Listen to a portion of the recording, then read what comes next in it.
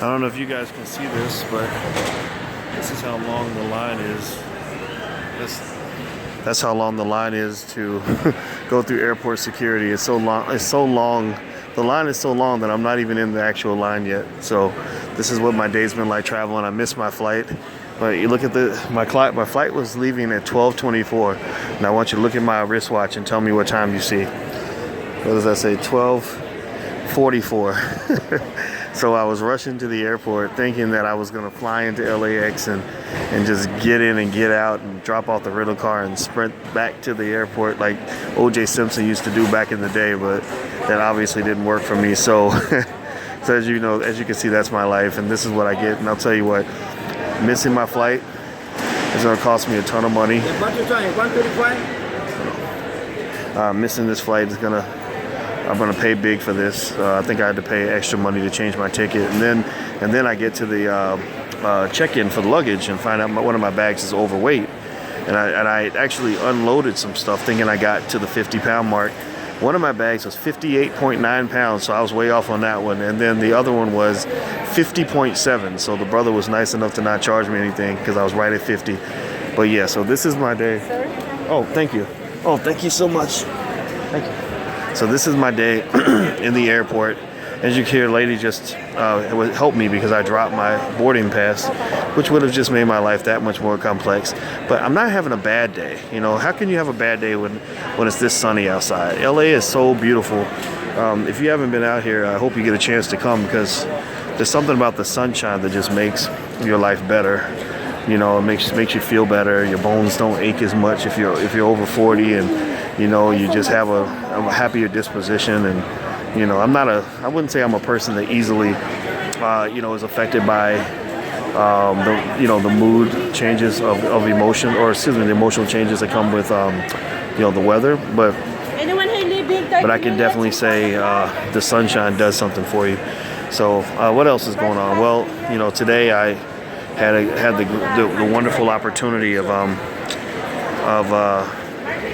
reflecting on just this trip to LA and how much fun it was, and I enjoyed the people here. I talked to a guy who was actually portrayed in the film Straight Outta Compton, and he had some interesting things to say about Dr. Dre and how Dr. Dre felt about the article that I wrote. And in case you don't know, I wrote an article that was very critical of the fact that Dr. Dre gave $70 million with Jimmy Iovine, that record label exec. They both gave $70 million to USC, which is a school that doesn't even need the money.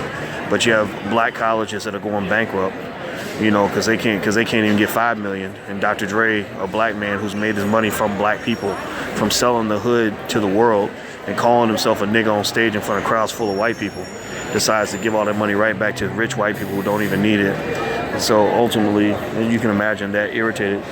Oh, is that me too? Thank you. You're so helpful. Thank you.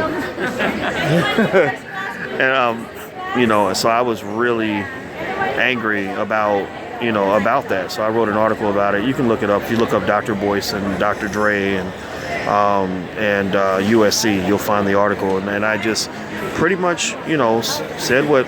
I'll turn this around because I guess it doesn't make any sense for you guys to have me talking away from me. But I was really mad. I was just sort of like, what's wrong with you? What kind of mental illness does a black man have to make money off his own people by degrading them, by celebrating their genocide, which a lot of our music does. It talks about, I'm gonna shoot that nigga, kill that nigga, all this other stupid stuff. And then you turn and you give that money right back to white people who don't even need it. It's one thing to even give the money to white people in need. You give it to white people who are rich. You have to be a special kind of coon to do something like that. I mean, just being real, And so there was a guy who was at the speech who was one of the characters portrayed in Straight Outta Compton. Oh, it looks like we got looks like we have an exodus. So I got to run, guys. It looks like they're pushing us through security. So I'm gonna go because it looks like we're being rushed through. As you can see, we're running like we're running off the plantation. And we found a way through, but seriously, I mean, let's just go back to that topic with Dr. Dre. I just think it's insane, just to think that what he did actually makes sense. And I really think that we have to call out celebrities who don't do significant things to support their community. So anyway, a guy who was actually portrayed in the film Straight Outta Compton kind of gave me an inside scoop on Dre and said Dre was really upset about the article and that Dre and his team felt some kind of way about him sharing the article on the Facebook page, at least according to him. He said he actually got punished because he works with Dre and some other people. And, and I just said, good. I'm glad Dre was pissed. He should be upset about this. But the thing is, he shouldn't be mad at me. He should be mad at himself. Just mad at white supremacy, the brainwashing that you have to have in order to think that it makes sense for you to take money from your people and give it all away to wealthy white kids. And I'm going to say this, I'm going to let you guys go. Did you guys know that at USC, they're so rich that their tuition next year is going to go up to $70,000 a year. $70,000 a year. They have castles, big gigantic buildings, all kinds of craziness, and it's nuts. It's absolutely nuts.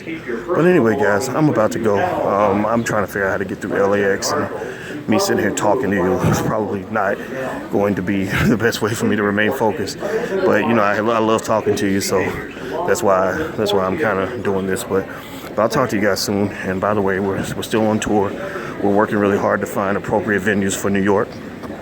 We have secured a few options that we're considering. Kansas City's next, then Baltimore, then Philadelphia, then Houston, and then New Orleans, and then New York, and then Las Vegas, and quite a few other places too. So, all right, guys, when we get on out of here, talk to you soon. By the way, don't forget, if you haven't signed up for the blackbusinessschool.com, please go sign up. You can sign up for free. The courses are affordable, but you don't actually have to sign up for a course until you're ready. But I just want you in the tribe. We're part of the Black Economic Revolution, and black people are going to take over the next generation. This is the takeover, baby. I mean, we're going to do it through our kids. We're going to teach them the basics of financial literacy. We're going to teach them wealth building, and we're going to make our community special. We're going to make Black America great again, right? To steal a Donald Trump line, right? We need a black Donald Trump. I'm just playing. Anyway, guys, I'm about to let you guys go. Talk to you soon. Peace.